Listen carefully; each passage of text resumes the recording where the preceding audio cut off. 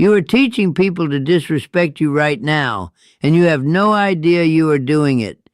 I spent 43 years as a clinical psychologist listening to people describe the same problem over and over. Someone does not respect them, a boss, a parent, a spouse, a friend, and they want to know how to make that person change. After 4 decades of this, I finally understood something that most people never figure out. You cannot make anyone respect you. That is not how respect works. But you can stop doing the things that actively invite disrespect into your life. And you are doing those things today, probably within the last hour. I want you to understand something before we go any further. I'm not here to make you feel good. I'm not going to tell you to stand in front of a mirror and recite affirmations or visualize your best self or any of that nonsense. What I'm going to tell you comes from listening to thousands of people describe their relationships and watching the patterns repeat across decades. What I'm going to tell you is going to be uncomfortable because it requires you to look at your own behavior instead of pointing at everyone else. Here is the first thing. Stop giving people detailed explanations for your decisions. I mean this seriously. Every time someone questions a choice you have made and you launch into a justification, you are sending a message. The message is that your decisions require their approval, that you need them to understand and agree before you can proceed. Research in psychology has repeatedly shown that excessive self-justification is associated with lower perceived confidence and authority. When you explain yourself to people who have no legitimate reason to require an explanation, you position yourself beneath them in the interaction. You make yourself smaller. I had a patient once, a woman in her 40s, a brilliant architect who could not understand why her mother still treated her like a child. Every time her mother questioned something, a career move, a parenting choice, anything, this woman would spend 20 minutes defending herself. She would present evidence. She would cite reasons. She would practically build a legal case. And her mother just kept questioning because the explaining itself was the problem. The explaining said, "I need you to validate this."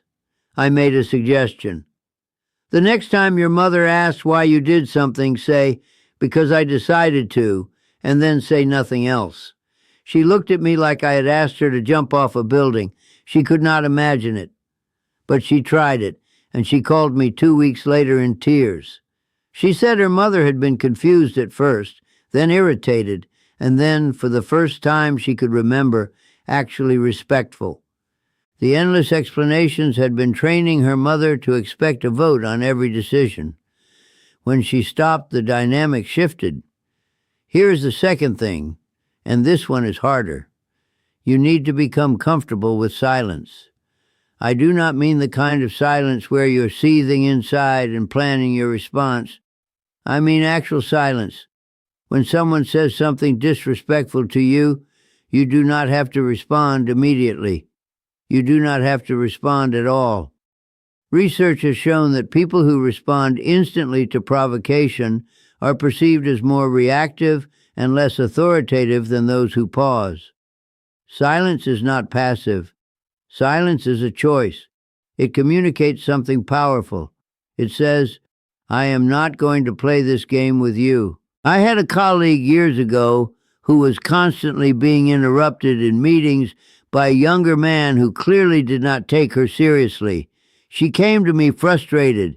She had tried everything, asserting herself, calling him out, making jokes. Nothing worked. I suggested she try something different. The next time he interrupted her, she should stop talking. Not argue, not protest, just stop, and then look at him. Just look, do nothing else. She thought it was ridiculous, but she tried it. She stopped mid-sentence, turned, and looked at him for maybe 5 seconds. She said the room went completely still. He actually stumbled over his words, trying to fill the silence she had created. He never interrupted her again. What she understood in that moment was that his interruptions were designed to provoke a reaction. They fed on her frustration. When she refused to provide that reaction, when she just looked at him in silence, she took away everything he was hoping to get. The third thing, and I need you to really hear this, you must be willing to lose the relationship. I know that sounds extreme, but it is the foundation of everything else. If you are not willing to walk away from a relationship where you are consistently disrespected, you have already told the other person they can treat you however they want. You have already communicated that your need for the relationship exceeds your need for respect. They know this, consciously or not.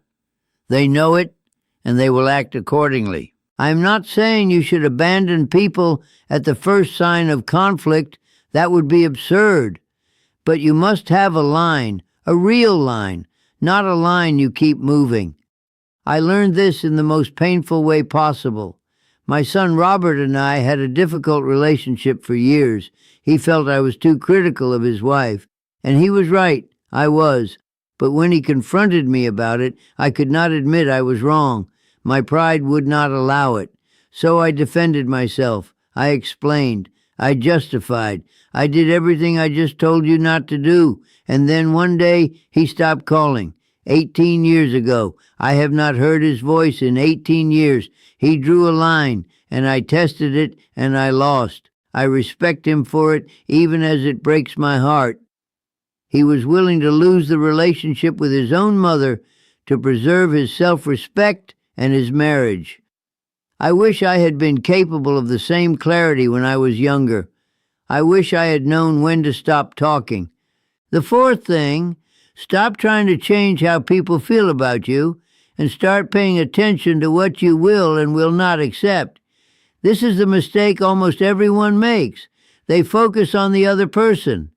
How do I make them respect me? How do I get them to see my value? How do I convince them I am worthy? This is backwards, completely backwards. You cannot control how another person perceives you. You cannot reach into their brain and adjust their opinion. What you can control is what you allow into your life, what behavior you tolerate, what treatment you accept. A patient once asked me how to make her husband stop dismissing her opinions. I asked her what happened when he dismissed her. She said she would argue with him, try to make her case, sometimes for hours. I said, what if you just left the room? What if the moment he dismissed you, you simply stood up and walked out? No explanation, no announcement, just gone. She was horrified. She said he would think she was crazy. I said maybe.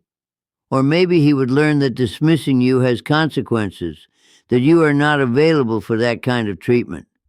She tried it. The first time he was stunned. The second time he was angry. The third time, before he could dismiss her, he caught himself. He started thinking before he spoke. She had not changed his mind about her.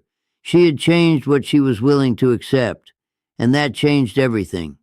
The fifth thing, this is the one nobody wants to hear.